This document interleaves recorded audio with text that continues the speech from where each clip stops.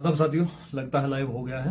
तो बताना चाहूंगा आपको कि भाई आज का रक्स तो आपने असेंबली का देख लिया कि असेंबली के अंदर किस तरीके से रक्स किया जा रहा है। एक तरफ भारतीय जनता पार्टी नारे लगा रही है जय श्री राम के, और दूसरी तरफ जो है नेशनल कॉन्फ्रेंस नारे लगा रही है अल्लाह अकबर, और इस तरीके से जहां वहां पर जो है नारे लगाए जा रहे हैं। कितनी आसानी से जम्मू कश्मीर के 1.25 करोड़ लोगों को बेवकूफ बनाया जा रहा है।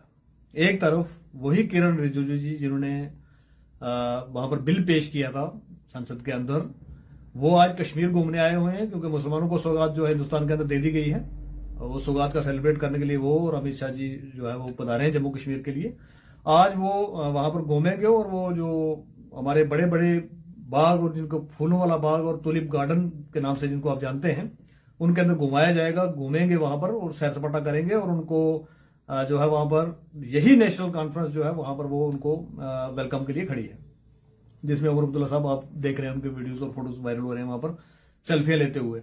दूसरी तरफ जो है असेंबली में कहूंगा कि भाई सबसे प्रेस्टिजियस जो इंस्टीट्यूशन है जहां पर जम्मू कश्मीर के लोगों के आने का फ्यूचर का जो वहां पर डिसीजंस लेने हैं, वहां पर जो है एक रक्स मचा के रखा हुआ हल्ला गुल्ला हो हाल चल रहा है। तो मैं पूछना चाहूंगा कि भाई चीफ मिनिस्टर आपके, स्पीकर वहां पर आपके, आपने एक बिल लाया, स्पीकर ने आपके बिल को नामंजूर किया। भारतीय जनता पार्टी ये कह रही है कि जो मुसलमानों का बहुत बड़ा फायदा करवा दिया जो है भारतीय जनता पार्टी ने सरकार के अंदर कानून ला के, जिसको कंडेम करते हैं हर एक छोटे से लेकर बड़े तक, और बड़े से लेकर पूरी जितनी भी मैं कहूंगा अवाम है हिंदुस्तान की, सारी की सारी समिति है कि गलत हुआ है। तो उसके ऊपर आप बिल लाना चाहते थे तो आप बिल्कुल आराम से बिल ला सकते थे। जी आपके चीफ मिनिस्टर साहब कहाँ हैं, क्यों नहीं थे वो बिल के अंदर शामिल? आपको बिल लाना चाहिए था, और आपका ही स्पीकर है तो उसको एक्सेप्ट करना चाहिए था। अगर 370 के ऊपर आप बिल ला सकते थे यहाँ पर, तो इसमें लाने में क्या दिक्कत थी, आपको क्या परेशानी थी? लेकिन नहीं, आपको जम्मू कश्मीर के 1.25 करोड़ के आसपास की आबादी के लोगों को बेवकूफ बनाना है। उसके अंदर हिंदू हो, मुसलमान हो, सिख हो, ईसाई हो, कोई भी हो, उसके अंदर आपको बेवकूफ बनाना है। ये आपकी मंशा सामने आई है। जबकि इस असेंबली के अंदर जो बात होनी चाहिए थी वो बात होनी चाहिए थी, आपको ये बात करनी चाहिए थी जिसके लिए आपको चुन के भेजा था कि भाई आप नौजवानों की बात करेंगे वहां पर जाके, आप बेरोजगार लोगों की वहां पर जाके बात करेंगे, आप टेलीविजन की वहां पर जाके बात करेंगे। वो नहीं किया है, ना ही उनके लिए कोई काम किया है।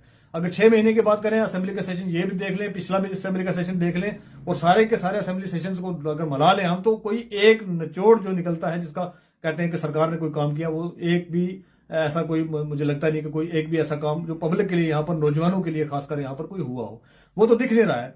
लेकिन आप क्या कर रहे हैं वहां पर?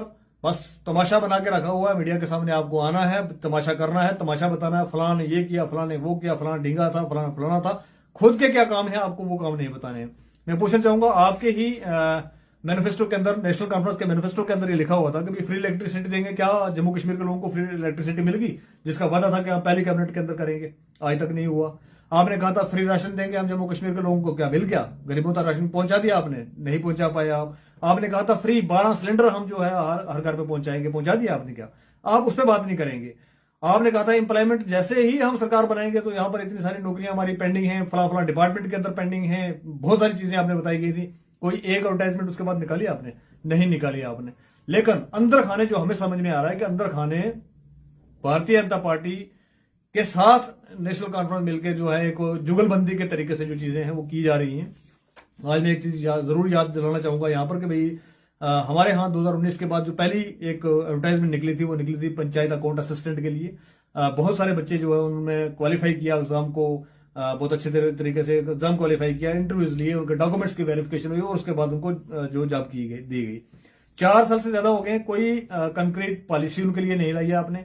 ये किस तरीके से ये डिपार्टमेंट काम करेगा, किस तरीके से इन बच्चों की सैलरियां निकलेंगी, किस तरीके से क्या चीजें होंगी, उसके ऊपर आज हम होप करते थे कि भाई असेंबली के अंदर बात की जाएगी, नौजवानों की बात होगी, वहां पर गरीब मसकीन लोग जो है उनकी बात की जाएगी, फ्री इलेक्ट्रिसिटी की बात की जाएगी। वो सारा छोड़ के तो आप वहां पर नाराय तकबीर, अल्लाह अकबर और जय श्री राम के नारे लगाएंगे, तो किसको बेवकूफ बना रहे हैं आप 1.25 करोड़ हिंदुस्तानी को बेवकूफ बना रहे हैं। मैं तमाम एमएलए से कहना चाहूंगा, 90 के 90 एमएलए, चाहे वो बीजेपी के हों, चाहे एनसी के हों, चाहे किसी दूसरी जमात के हों, आप वहां पर सिर्फ तमाशा करने तो नहीं भेजे हुए हैं ना कि आप सिर्फ वहां पर तमाशा खड़ा करेंगे और तमाशा लोगों को दिखाना है, लोग तमाशे आपको पसंद करेंगे और आप काम कोई नहीं करेंगे।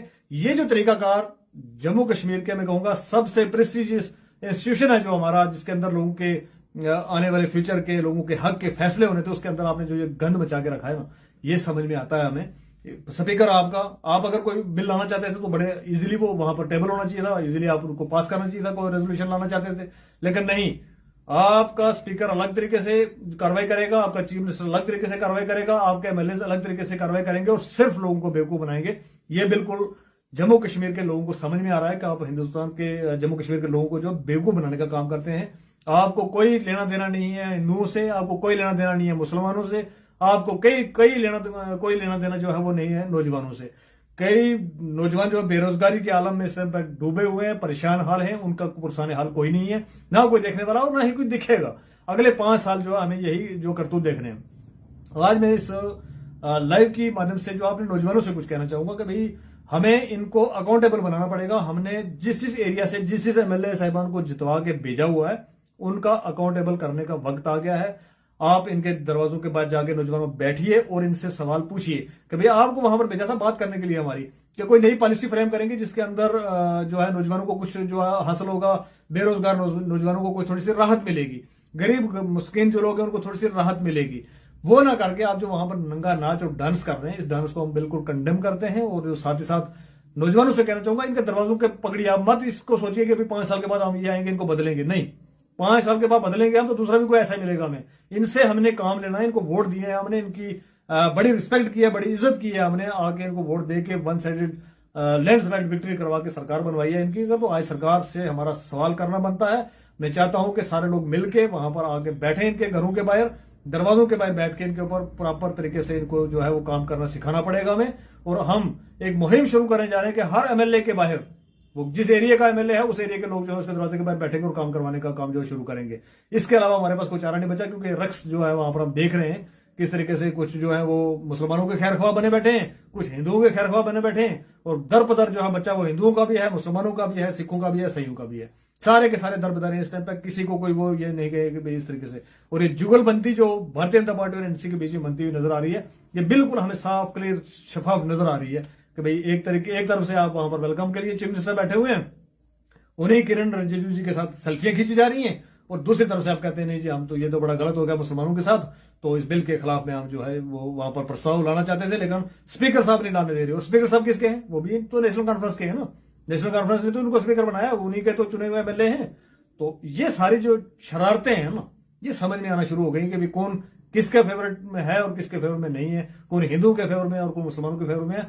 ना कोई हिंदुओं के फेवर में है, ना कोई मुसलमानों के फेवर में है, ये सिर्फ अपनी कुर्सी के फेवर में है, अपने फायदे के फेवर में है, अपने कहां से लूट खसोट होगी उसके फेवर में है। ये किसी आम जनता के फेवर में जम्मू कश्मीर के में ये ना सरकार है, ना अपोजिशन है और ना हमारे चुने हुए एमएलए हैं। अब इनको अकाउंटेबल कैसे बनाना है आप लोग सोचें और अपनी राय जो है कमेंट बॉक्स में जरूर रखें। बहुत बहुत शुक्रिया, अल्लाह हाफिज।